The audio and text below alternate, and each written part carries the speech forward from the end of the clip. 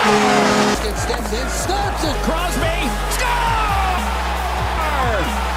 At 12 seconds of the second period. What's going on, everybody?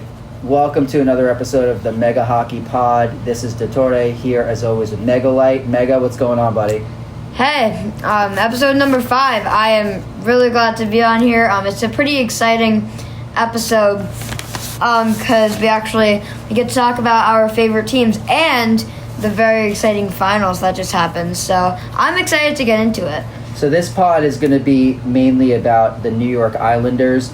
We're going to talk a little bit about the finals, but we're going to get into the Islanders today. We're going to get into the draft. We're going to get into the off-season moves, what we think they should do, and give a little bit on where we think the team's going and what the next couple of years are going to look like. Yeah, I mean, this was a massive year for them, like in good and bad ways. So there's a lot to talk about. I feel like we'd need one podcast to talk about one specific team, that being our favorite team. But we might do single podcasts for other teams in the future. You never know. So let's get into it. Well, let's talk about the finals. The finals up, Florida back-to-back champs. What are your thoughts? Any observations or thoughts about that series? Yeah, it was a really good final series. A lot of fans said that it wasn't as good just because it didn't go to 7 games. Personally, I don't believe that. All of those 6 games were really good. Edmonton battled, but in the end, they were just shut down by Florida's systems, and they have all of the playoff players that they have. So, because Florida, their team built for the playoffs. You know, they only had 98 points during the regular season. But when you have guys like Sam Bennett, only 26 goals in the regular season, but he's absolutely insane in the playoffs. He's that grinder that you need, who's gritty, who can cut to the front of the net, get those dirty goals that can help you win games. And they got Kachuk, an amazing playoff player, just like Bennett, just more skilled. They got Sasha Barkov, who's the Selke winner I think 2 times. So you definitely need a guy like that, arguably the best guy. But I think someone who had a shot at the Conn Smythe was Bob. He was carrying the team on his back, I feel like, silently in these playoffs, and he could honestly be better than Vasilevsky as a playoff goalie. How he's rebooted his career is absolutely insane. Is Bob a Hall of Famer right now? Yeah. I think he's a Hall of Famer. I think he's a Hall of Famer just because of the 2 cups. And Florida might win more, honestly. Like they could definitely win a 3rd one, I think. 4th one, I don't know about it, but 3rd one, I think they definitely have a shot next year. No doubt. Yeah, one thing that really stood out to me was just the depth. Like in the playoffs, you need depth. This is why teams scramble at the deadline to get those depth guys via trades. And I just think Florida did it completely correctly and Edmonton did it completely wrong. Obviously, Marchand and also Seth Jones, amazing depth. Florida had such balanced scoring. Bunch of guys had at least 20 points. Whereas Edmonton, it was 2 guys running the show, and they didn't get that depth. People like Henrique and Skinner, they just didn't step up and help. And so it was really the big 2. Perry had a good series, but they need help. And you need those depth guys to step up in the playoffs, especially because the matchups are so tight that a lot of times the top guys get shut down. Barkov didn't have a goal in the finals, right? So, or he might have had 1. He didn't really do very much. So I think it's all about the depth. And Edmonton, today, they traded Kane to Vancouver, which is really interesting. So they got that contract off the books. He was on a bad contract. I can't imagine they would actually be selling. They've made it to the finals 2 times in a row. Come on, just run it again and you might win. But because the finals are kind of finals are kind of a coin flip, basically the entirety of the playoffs. It's a coin flip, but the luck is on the better team's side. I think the idea with, first of all, Vancouver gave a 4th rounder and they did not have Edmonton retain any salary, which to me is insane. I think they're just doing Edmonton a favor. But I think the idea is that Bouchard and Draisaitl are going to get new contracts, and they're going to get a lot more money. So the Kane money is just going to go to those 2 guys. So they're not really they're not selling per se, but they are getting weaker if you think that he was still contributing. So it's interesting, but they did give themselves some flexibility, which is good. What was he making? $9 million? we're going to actually get into free agents later in the pod, so we might stop to talk about that. Maybe like who can they acquire for Vanderkane? In the free agent market for the money that he was. But yeah, and I think after Game 3, I think that series was over. Edmonton just got so frustrated with the chippiness and the fighting and the cheap shots. You could tell that psychologically they were already beaten. So congrats to Florida. I still think it was an entertaining series. I think Florida has a lot more in the tank. It's going to be very interesting next year. They're doing it the right way in terms of how they play, in terms of how they build their team, in terms of the grit. They have what it takes, and they're definitely doing it the right way. So congrats to them. Let's talk about the New York Islanders, holders of the number 1 pick in the draft this year.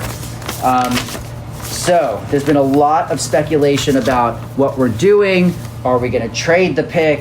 Are we going to pick? Who are we going to take? There's no consensus number 1.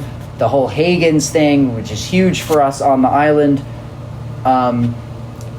Where do you want to start with this? The number 1 pick. Darsh has come out and said he's not going to trade it. Do you believe him? You think he's not going to trade it? What do you think? I mean, I feel like at this point we've honestly just had so many rumors about this, like about either them trading the number 1 pick to get Higgins, or who are they going to draft, or they trade something else for Higgins.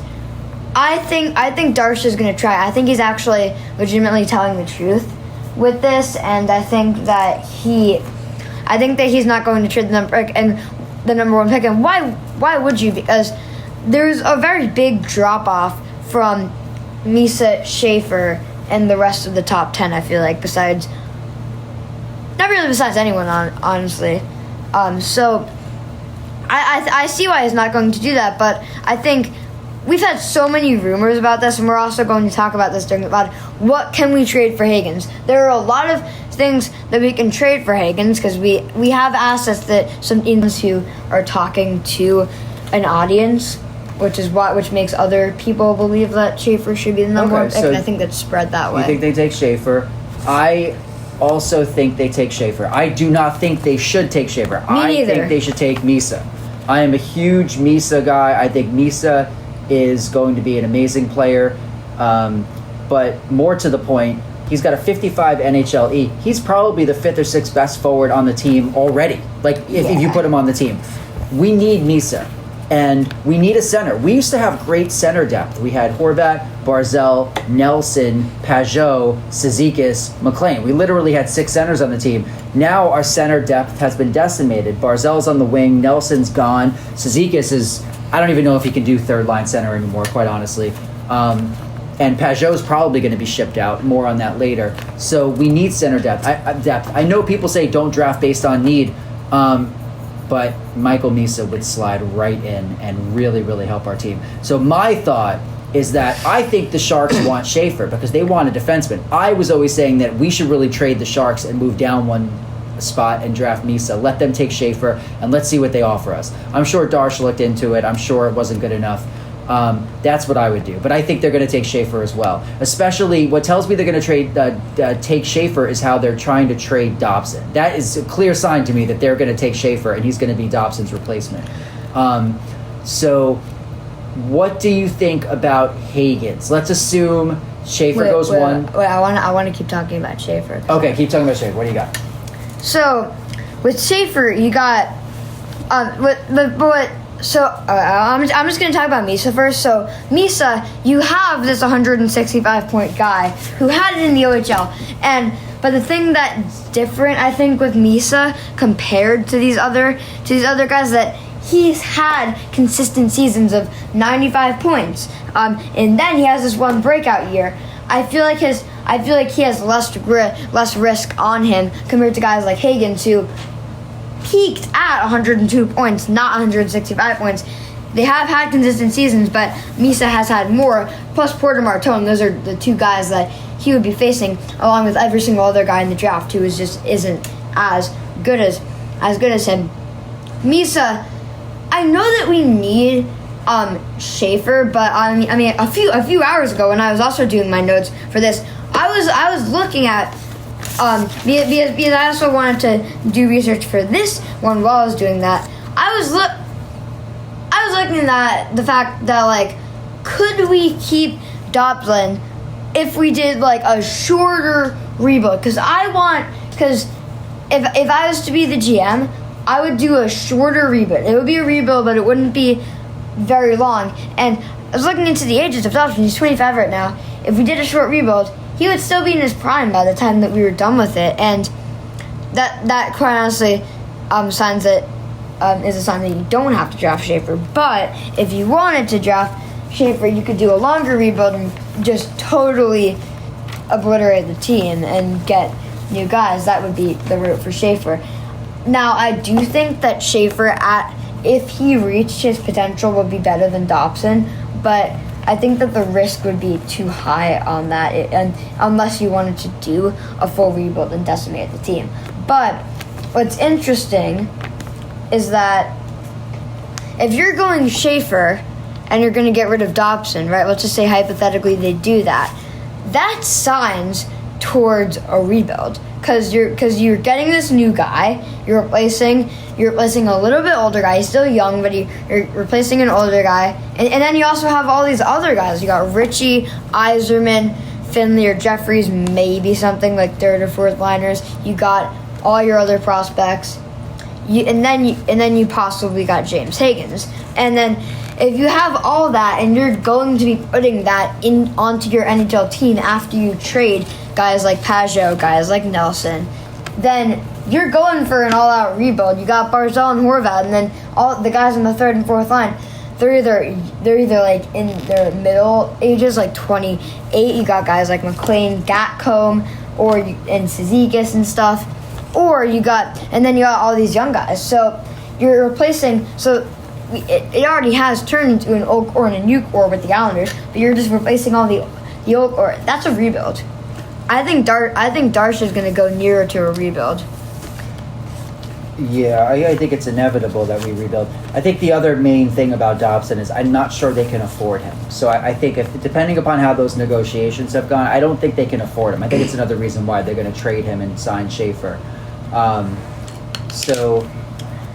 The weird thing is that they have $21 million. We're going to get into that. It's not as much as you think, so we're definitely going to get into that. One concern I have is we have an absolute ton of defensemen, which we'll also get into. But so they take Schaefer. What do we do with Higgins? They're going to try something because for those of you not in New York on the island, there's a huge push to get Higgins, and there's a consensus, I think, that we're not going to take him number one. So then we don't want to leave him hanging.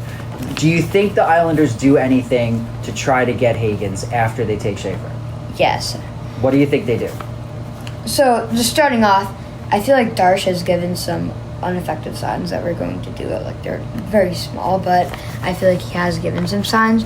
I feel like, as I said before, there are many possible options that we can do to get Higgins, because Higgins is in wide range in terms of draft. So many things that we can do. There's many players that we can give up right now also, and the teams have different needs, all of them. One could match it. So obviously Dobson is a big piece in that play. You could definitely trade him to get one of their picks in Higgins, and then we also get something back. If GMs regard him as a 70-point defenseman that he was 1 year, I don't think he's ever going to be it again. But that's a topic for later. We have Dobson in play. We have our Colorado 2026 pick in play that we got from trading Nelson. Those are two very powerful assets. So what do you think they do with them? What do you think the Islanders do? I think they trade Dobson for Peterka and the 9th. Who else? So we have to give up more. So Dobson and what? And the Colorado pick next year? Yeah. For Peterka and the 9th? We probably have to throw something else in. But I see that as I actually do not think we have to throw something else in. I think we'd have to throw something else in. I mean, because I think Dobson and Peterka are kind of even. Buffalo wants a right-handed defenseman. They came out and said that. There's also a Buffalo fire sale going on. Yeah, but I think Dobson and Peterka are kind of even value, give or take. They're not far off. the 9 is a lot more important than the 6. The Colorado's pick. I don't know what that's going to be. So That could be like 16. It could be 22. It could be 26. If Colorado's good, it might be 25, and that's going to be tough. But I also think that they're either going to trade Buffalo and get their pick, and then try to move up to get Higgins, because I don't think Higgins falls to 9. I think that Higgins, the tough thing is Nashville at 5, Philly at 6. I think those two could take Higgins, and I'm not sure that Seattle at 8 would really desperately want him. Boston, I'm not really sure at 7. They have a lot of needs, but I think Nashville is going to be, in my opinion, a key moment to see if they take him. I think the Islanders either trade Buffalo to get their pick and get Peterka, which would be phenomenal for us, and then we draft Schaefer, we replace Dobson, or we trade Boston. There's been talk about Pajot going to Boston. They could put a package together to get Boston 7, and if you have Boston's number 7, it's a lot easier to move up to Nashville's number 5. You have Buffalo's 9. That's a tough move to go up 4 spots. I don't even know what we'd have to give Nashville, but Trotz would probably want a lot for that. But I do believe that they're going to make a trade. And if Nashville doesn't take Higgins at 5, and Higgins is obviously still on the board because he wasn't taken by San Jose, Chicago, or Utah, there's going to be a frantic scramble, I think, to try to move up and get him. It's going to be very exciting. I think they're going to try to move what they can to get Higgins. And at the very least, if they show some effort, it's going to make everyone feel better about it, because people are going to be bummed out if we just leave them hanging. Another thing that I feel like they're not going to do, but I don't know, I feel like it would be a good move in hindsight. You could give like these teams like a 7th round pick or something in a couple of years in time draft to not draft Higgins if they're going to. That's what you would do, you know. So that's the story. That's the story with the draft. It's going to be really exciting. We'll be there on Friday, UBS draft party. It's going to be fun. But one more thing before we go. What would your package be for like any pick to get Higgins? Well, who are we trading? What number pick? Because it's different, right? Whichever pick you want, actually.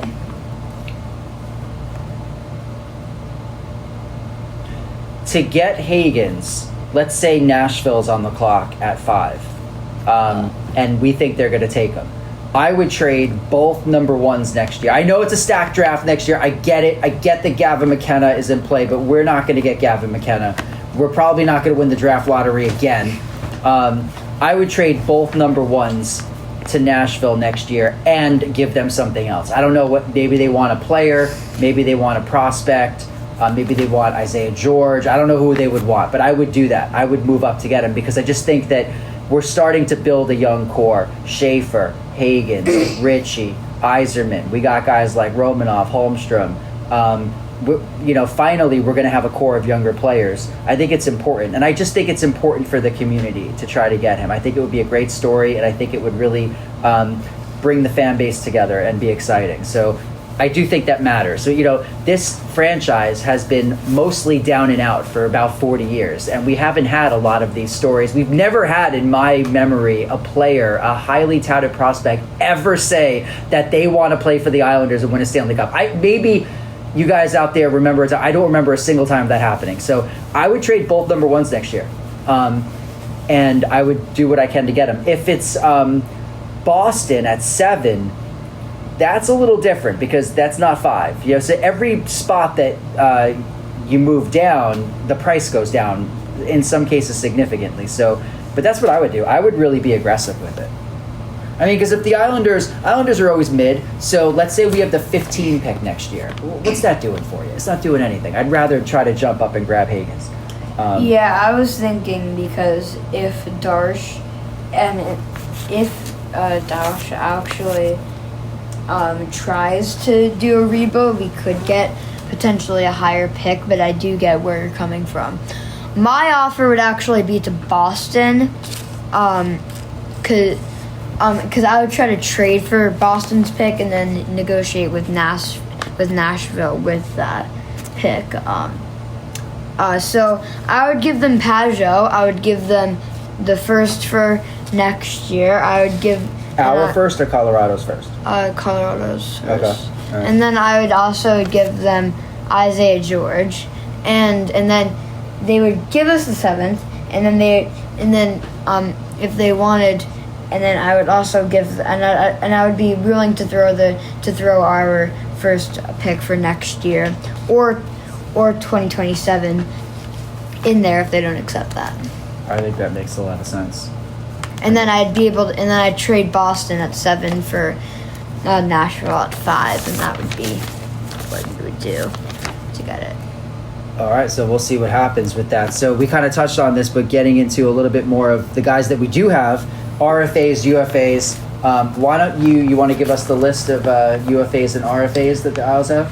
Yes. So, yes. Now we're gonna get into the re-sign phase, as he said. So, UFAs and RFAs. Here we go. So the Islanders, it's a regular year except for like a couple of guys. So, restricted free agents, RFAs. We got Noah Dobson, we got Romanov, we got Holmstrom, and we got Siplikov. So, I feel like all of these players were looking to re-sign, you know?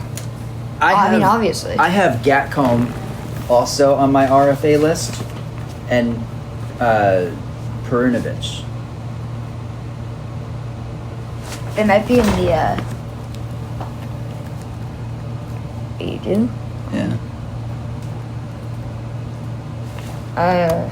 It's not important. They're just role players. It's not really important. Can we cut the that big part four: out? Dobson, Romanov, Holmstrom, Siplikov. Okay, so RFAs, are we trading or are we signing each one of those guys? And if we're signing, what is the number? Let's start with Dobson. Let's start with the big guy. So Dobson, obviously, this is also with the Schaefer. This is complicated. Now, if we're drafting Schaefer, Forget about Schaefer. Let's just say if we re-sign Dobson, what is the number going to be? I'm kind of thinking 11.6. I don't know. Yeah. I mean, I feel like they're going to account for him, and he's going to account for himself as a 70-point defenseman, and a 70-point defenseman with the cap uprise, he's going to make 11. And also, I don't really know if he necessarily wants to re-sign with the team. I feel like he's as you said before, hinting on the negotiations. Like, if they were negotiating with Dobson and he didn't want to actually resign, now they're shopping him around, makes me think that they were to sign him, he would go for a higher price. So I'm thinking in the range of $11 million to $13 million. That's what I think $13 million is absolutely crazy. He last year 71 games, 10 goals, 29 assists, 39 points. So he didn't even hit 40 points last year. I'm hearing the talk of $11 million. If I was the GM, I was going to say for my money, but it's not my money. I would not go any higher than 9.5. I think 9.5 is crazy. He is not, guys, he's not that good. He's a nice guy, but he's not that good. He's not good defensively. That 70-point season was an absolute fluke. He doesn't really have an intimidating shot. He's just not really that good. And 39 points. I mean, if we're paying 10, 11 million for a 39-point defenseman, holy moly. I would say, honestly, I'd like to see that number closer to 9. Now, I'm an Isles fan, so these numbers are going to be artificially low because I'm biased. But I would like to see that number around 9. I don't think he's worth anywhere above 9. He's not worth double digits. And I think that the franchise, the organization thinks the same way. I think that's why they're trying to trade him. Because, if you have an $11 million defenseman who has a 35-point season, we can't deal with that. We're the team with a ton of bad contracts as it is. We cannot have that albatross holding us back. So I don't think they're going to sign him because he's going to want 11 or 12. And, free agency is going to be wild. The cap's going up. These crazy contracts are going out. And I think he's going to get double digits. So that's where I see it. Hopefully, if we do re-sign him, it's something that starts with a 9. What about Romanov? Romanov is currently, last year of his deal was $2.5 million. That's what he made last. Yeah. Dobson made $4 million last year. Should have mentioned. So I feel like if we're looking at trade rumors. There were a couple of trade rumors, but I feel like we were going to re-sign him, and that's what I want. I mean, he's a young defenseman. He's good. He's getting better. He's part of our young core. I mean, he's all the things that we want, and why not re-sign him? So he ended at 2.5. I feel like he hasn't. I feel like he's going to have a breakout really after this contract is up. We're probably looking around, like, with the cap, we're probably looking at, like, 5. How many years? I'll give him maybe 3. Yeah, we didn't look at each other's numbers or talk about this before we recorded here. I had 5 by 5. I think 5 is probably where he is. He doesn't score a lot, but he's good defensively. He's getting better, big hitter, and we don't have that on our team. We have Pollock. Pollock's getting up there in age, so he's really important to the team. And I think 5 by 5 is reasonable. I think they re-sign him. What about Holmstrom? Holmstrom made $850 last year, so he's going to get a big raise. I mean, something that is kind of crazy to think about, honestly. Look at Alexei Lafreniere, right? He is a 45-point player on the Rangers. First overall pick, 45-point player. Simon Holmstrom is also a 45-point player. He was in the same draft as Alexei Lafreniere. They're both 23. He was 28th overall, I believe, Simon Holmstrom. He has 45 points, and he's playing for the New York Islanders. The Rangers, they have a way better core of scorers, and Alexei Lafreniere is on the first line a lot, trying to get his breakout here to become a really good player that was actually a first overall pick. He's playing with Artemi Panarin. He was playing with Chris Kreider. He's playing with Mika Zibanejad. Those are better players than Horvat and Barzal. They're just better, especially Zibanejad before this year. And Panarin is one of the best players in the entire league. I mean, he's getting up there in age, but he's still way better than any of the players in the Islanders. And so if you put Simon Holmstrom on the Rangers team, he would have more points than Alexei Lafreniere, obviously. So I would probably give him a $3 million, I feel like, with the cap raise. I feel like that's what he's gonna want. How many years? I feel like they try to bridge him, and then I feel like for 2 years they try to bridge him and then they lock him up. That's reasonable. I think 3 is too low. I have $4 million, 3 years, $4 million a year. $4 million, I think, is where he is. It's a big bump for him. He's a very versatile player. He plays on the penalty kill, has a bunch of shorthanded goals. He's good with the puck, good passer, has a sneaky good shot. He does everything well. I think that he is just a phenomenal all-around player, and those guys have a lot of value. His point totals are going up. Last year, 20, 25, 45, and 75 games. So he's almost a 50-point player. So I think if they wanted to lock him up and they wanted to give him a lot of term and bump up the money, I would be totally fine with that. But I think he's somewhere around 3 years, $4 million per. What about Siplikov? Siplikov had made $950K last year, also in line for a raise. On the Russian podcast, what did he say? Like 5? Yeah, Siplikov, 10 goals, 25 assists, 35 points in 77 games. 5. Oh boy, that's tough, Holmstrom man. would be making less than that, and he's younger. That's tough.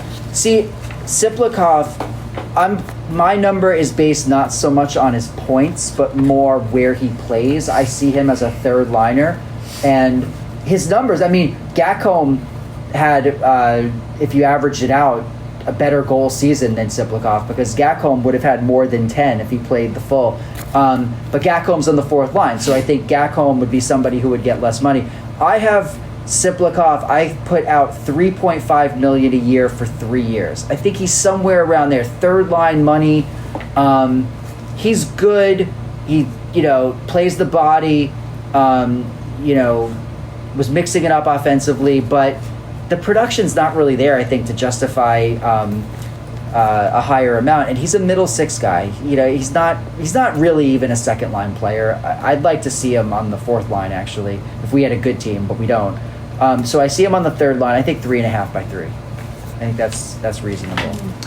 That makes sense. And then the UFAs. Matt Martin is retired, so he's off the list now. They announced that today. So the main UFAs I want to talk about are Hudson Fasching, Mike Riley, and Tony DeAngelo.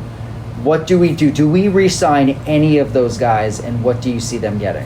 I mean, if I'm going by what I think the organization is going to do, I don't think they're going to re-sign any of those guys, especially with Darsh. I feel like he's more reasonable than Lou. We have a million defensemen ever since Lou signed.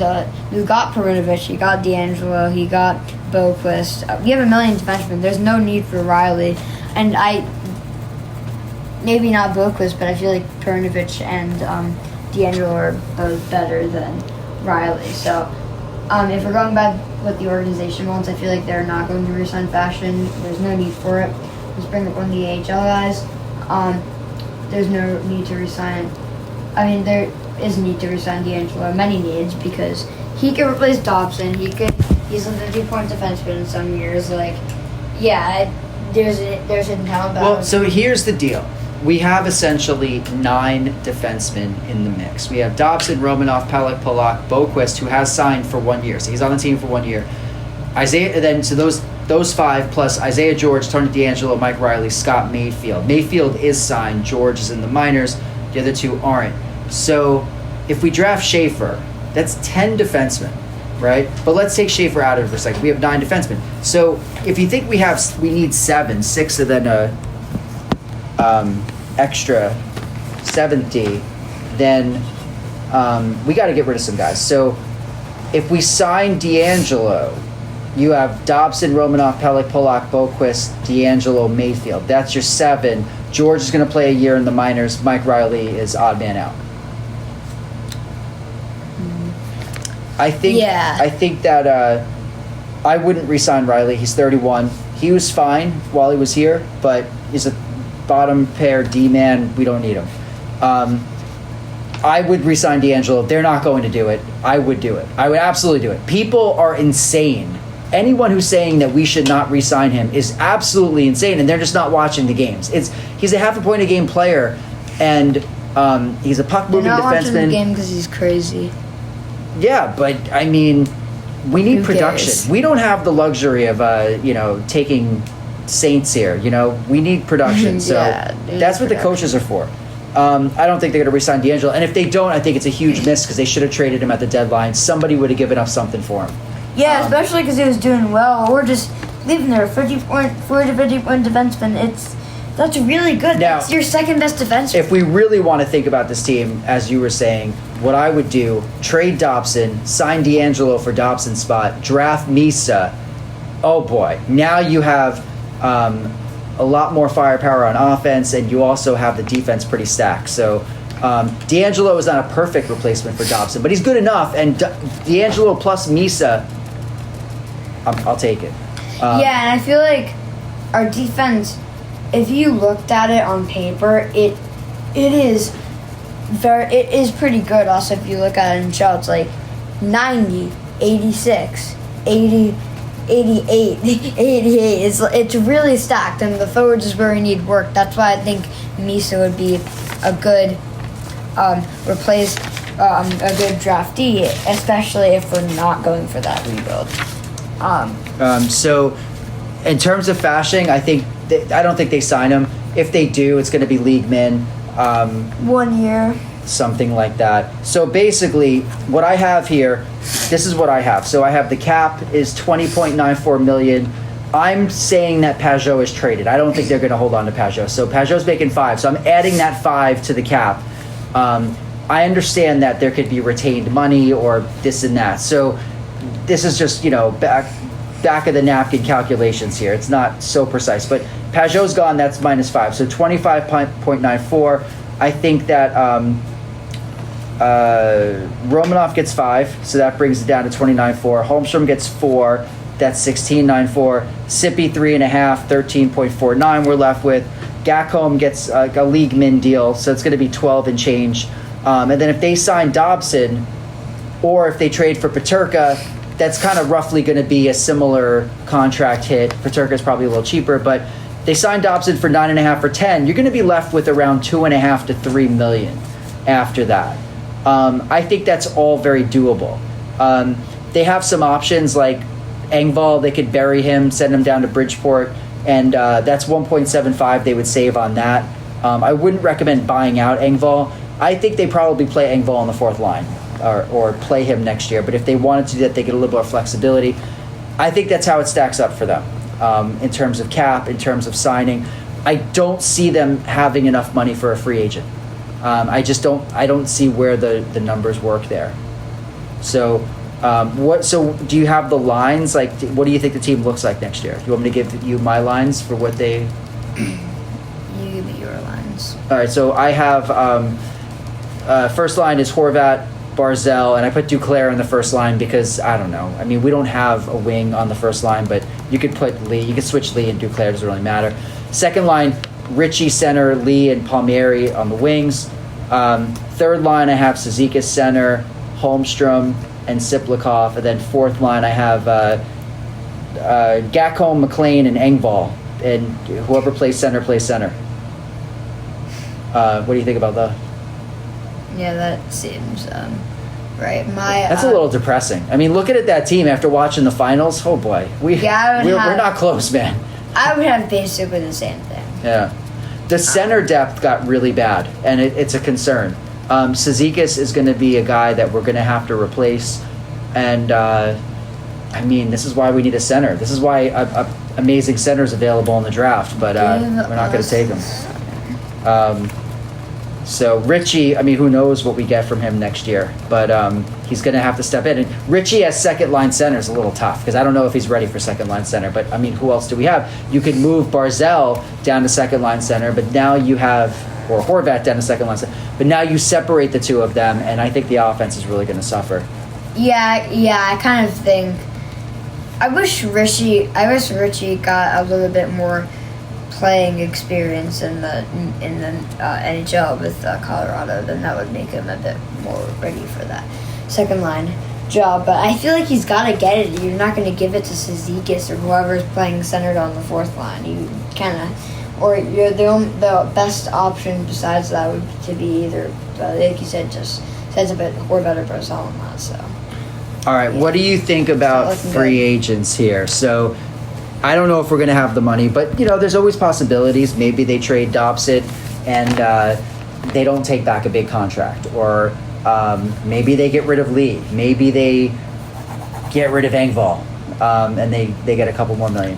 What do you think about the free agents? Who do you think is a guy they should get? Who do you think they might get? What are your thoughts on that? So let's just pull up this NHL, this top UFAs here. Yeah, so... this free agent class is stacked. I mean, if you look at next year's, it's even more stacked. Just spoiler alert, but got Mitch Marner, right wing, 28, current team, Toronto Maple Leafs.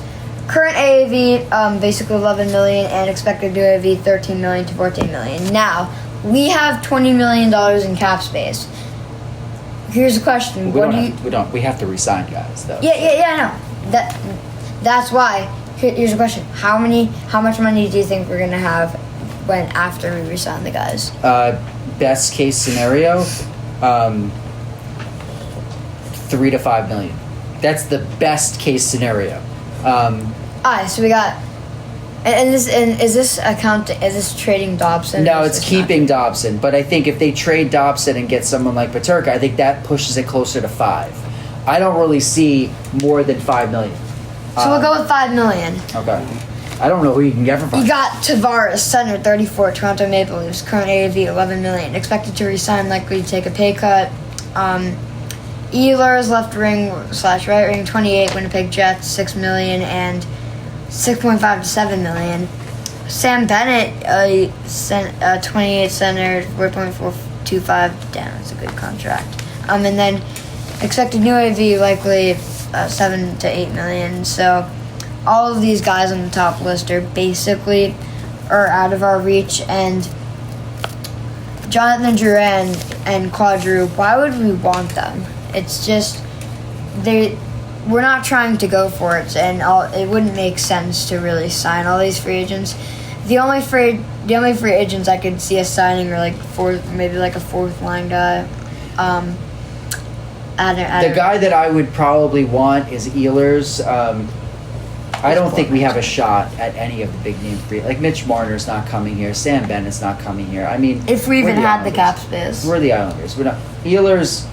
Ehlers isn't coming here. But if we could pick a guy, the Ehlers. If I was the GM, I would have traded Palmieri at the deadline last year, saved his $5 million, put that towards Ehlers. You basically get a younger, better power forward. But that's a missed opportunity. I feel it. The other thing, I think they could trade Pelech or Polak. If they traded one of those D-men making 5 and 6.3, million respectively here, then we could, because we have 1 million defensemen, right? You could sign, Perunovic, let him play in Pelech's spot, and then go ahead and sign a free agent. So that's who I would go for. Yeah, you could also, if you got rid of Pazzo or something, you could be able to sign Ehlers or something, but personally, I don't really think that the free agents are worth it, really. I mean, I don't think we're at a point where we should be looking at free agents. Yeah, we need exactly. to rebuild the team and not take on, expensive contracts for guys that aren't going to move the needle in terms of us succeeding. So, and that's a great segue into our next topic, which is just the overall the overall trajectory of this team, and also if we were the GM, what would we do to this team to make it better? All right. Well, you want me to start on that? Yeah, sure. You put your plan into play. So I think that this team, there's a lot of good things, a lot of bad things, but one really good thing, the primary good thing, is the team has turned the roster over to a significant degree through the Nelson trade and getting the number 1 pick. Getting Richie for Nelson just makes us a lot younger, and if Richie gets up to 20-plus goal guy, it's not that much of a drop-off, especially because I expect Nelson to drop off. So I think that getting Richie and then getting the number 1 pick, we got a lot younger. And that's really important. And especially with the possibility of getting Higgins. If we got 2 guys in this draft, having Yzerman in the mix, Richie there, 2 more draft picks coming in, that's really nice. We don't do this. The Islanders, we don't turn over the roster this fast. So that's very encouraging. Having said that, this team, the Isles fans that think we could just retool are completely delusional. This team is nowhere near competing for a cup. Nowhere near. I don't want to hear about 2020 and 2021. That was a different team. We had a lockdown defense. Pelech and Polak were just completely different players. The system was different. The league was different. And we can't live in the past. So what I would do, I would strip it all down. I would get rid of Lee. I would get rid of Palmieri. I would trade Barzal. I hate people like, oh my God, you can't trade Barzal. I would trade Barzal. Barzal, in my opinion, is a second line center. He's a good player. He's not a franchise player. He's not an elite player. He's an above average player. That's all he is. I would trade him. He has a lot of trade value, and by the time this core of young guys, the Schaefer, Holmstrom, Romanov, Yzerman, these guys, by the time they're coming up, Barzal and Horvat are going to be, in their 30s, mid-30s, early 30s, and then they're going to basically be outside the timeline. So I would do that. I would just blow it up, honestly. So what I would do is I get rid of Lee. He's on the last year of his contract. They're probably going to trade him. Get rid of Palms next year. He's got no trade this year. Cizikas, don't re-sign him. Just let him walk or get rid of him. And then I would look to move off of Barzal, honestly, and get a younger piece. and I would go all in to get Higgins this year. I would give up both number ones next year. And honestly, I know people don't want to hear this, but I'm open to trading Sorokin. I don't care. I don't think Sorokin's as good as people say he is. And I would trade him if the price was right. I wouldn't just dump him. But there are some teams like, I don't know, Edmonton that really need a goalie. And if someone made a very compelling offer, given the fact that I don't see us being competitive in the next 3 to 4 years, I just don't think we're even close, then how old is Sorokin going to be in 5 years, right? And what are we working with here? I would trade Sorokin too, but I would only trade him for a monster package. It would have to be something that is really overwhelming. The thing about Edmonton though is that their prospect pool, it's not the best. They have Matthew Savoy and then basically nothing. What about Toronto? I mean, I would never trade Sorokin to Toronto just because I don't want to ever see Toronto win. But in terms of a trade, it would be a good fit. I feel like they might settle with Waller and Stolarz if they do good next year. But having that being said, their prospect pool isn't that good either. They have Nick Robertson. I don't even know if you can call him a prospect anymore. He's like 23. He needs a change of scenery. But they have Fraser Minton. And they might have even traded Fraser Minton. They might have traded. Give us Nyes. Give us Nyes. I still think it's not. I still don't think it's worth it. Give us Nyes and like 2 firsts or something. Then it's worth it. How about you give us Nyes and Stolarz and a number 1 pick, and we start talking about Sorokin. Okay. I would do that. I would do Nyes and Stolarz straight up for Sorokin. I would totally do that. I feel like on the topic of blowing it up, I like Nyes as a player. I feel like on the topic of blowing it up, just literally blow it up. Trade Sorokin, get first and Nyes, a young prospect, and then you literally have 1 million first-round picks and young players. That's all you have, and then you use that. You probably have a superstar by then. Then bang, you got your dynasty. Yeah, like you trade Barzell for a number 1 pick in the next draft. You got 3 number 1 picks, right? And if you're trading Barzell, it might be a high number 1. I'm not saying tank for McKenna, but I'm kind of saying tank for McKenna. Yeah. Me and all of the other fans around the league, it's this feeling that Pittsburgh's going to get McKenna because it feels like they just. If they're gonna rig it, they're gonna rig it. They're gonna get McKenna. I mean, it's following a trend. Lemieux was done. Get Crosby and Malkin. Now that Crosby and Malkin are done, you're gonna get McKenna. You know, Pittsburgh. The Rangers gave Pittsburgh the number 12 pick for the JT Miller trade, the compensation. So Pittsburgh's got 11 and 12 this year, and. I actually have, this is kind of a spoiler alert for the draft pod, but I have Pittsburgh taking Roger McQueen, one of those picks. And if you have, they're going to start replenishing their forward group. So I could totally see Pittsburgh getting the number 1 pick and having 2 picks this year, a high pick next year. Maybe they get McKenna. That could be a team that just bounces right back like they did after they got Crosby. So what do you see? We'll finish up with where do you see the so in terms of trajectories, let me finish. I think that we're going to be a mid-team for the next couple of years. I think we're going to be the consistent bubble playoff team, 2 points out of the playoff spot with 5 games left to go and blah blah blah. I don't really see us breaking out of this. So what do you see with the trajectory, and what would you do if you're the GM? So what I see with the trajectory, I see us, like you said, being in the middle of the league, a bubble team. I just see us getting worse every year, and a big jump in getting worse because I think Darsh will trade somebody who's in this core. I mean, if he's going to keep trading more pieces, Pajot, Pollock, Dobson to get Schaefer, who's just going up. He's getting better, but not right now. He's not going to be effective on our team right now. I feel like we're just going to be a bubble team, but we'll just get worse every year, and then after years, we'll just decline into being one of the worst teams in the league, and then that's where we will rebuild. I don't see a way out of this unless unless we just blow it all up and just start from scratch. I mean, I feel like we overperformed those 2 Trotz years, and it was because we had Trotz as our coach. We literally had Leo Komarov on the first line. He's a 75 overall in NHL 23. So, no disrespect to Leo Komarov, but he's not the best player. Yeah, I feel like that's the only way you'd be able to do it. You cannot pull a Washington Capitals. You just can't. There's a shifting core between the young players and the old players, and you can't. And since the old players are stars, you don't really have that young player star until this first overall pick. You just can't break out of it. So what I would do if I was the GM, I'd trade Pajot.